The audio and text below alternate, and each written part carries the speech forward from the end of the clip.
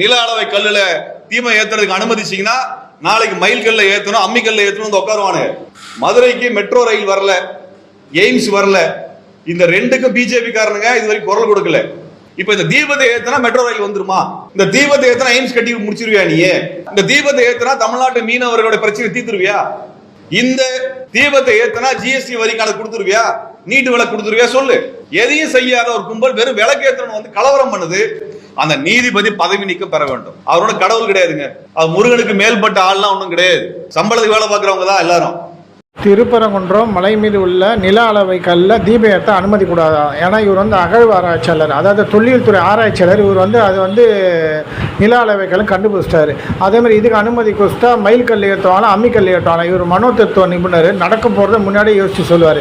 இந்த நாயை 4.5 வருஷம் கோமாவில் இருந்துக்குது. ஏன்னா தமிழ்நாட்டில் இந்த திராவிட மாடல் பொறுப்பேற்றுலேருந்து பாலாறு தீனாறு தானே ஓடுது. தெருக்கு தெருக்கு சாராயம், வீதிக்கு வீதிக்கு கஞ்சா. இன்றைக்கி ஒரு +1 படிக்கிற பசங்க +2 பையனை போட்டு சாவே வச்சிட்டானுங்க. அதெல்லாம் கண்ணுக்கு தெரில. தினந்தோறும் நடக்கிற கொலைகள் நடக்கும்போதெல்லாம் காதில் பஞ்சை வச்சுக்கினார் பொழுது. பெண்களுக்கு எதிரான குற்றச்சாட்டு, குழந்தைகளுக்கு எதிரான பாலியல் குற்றச்சாட்டு, தினந்தோறும் கொலைகள், தினந்தோறும் தாலியாக இருக்கிற குற்றச்சாட்டுகள், எண்ணில் அடங்காத குற்றங்கள். தமிழ்நாட்டில் இந்த 4.5 வருஷத்தில் அகல பாதாளத்துக்கு போயிருக்குது. இதை பார்த்தெல்லாம் ஒரு காதை என்ன வச்சுருந்தான்னு தெரில. அவங்களுக்கு நீட்டு இந்த தீபம் ஏற்றினா நீட்டு பிரச்சனை போயிடுமா? நீட்டுக்கு அமுல் பற்றினது காங்கிரஸ். மீனவர் பிரச்சனை தீர்க்க வேணாமான்றாரு. தீப ஏற்றத்தை மீனவர் பிரச்சனை காரணமே இன்றைக்கி இருக்கிற திமுக அரசாங்கம் தான்.